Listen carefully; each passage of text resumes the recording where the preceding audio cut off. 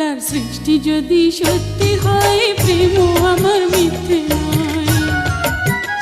যদি চন্দ্র সূর্য সত্যি হয়, প্রেমও আমার মিথ্যে নয়। তাকে বাঁচাবো আমার জীবন দিয়ে, বিধিরে তাকে বাঁচাবো আমার জীবন দিয়ে।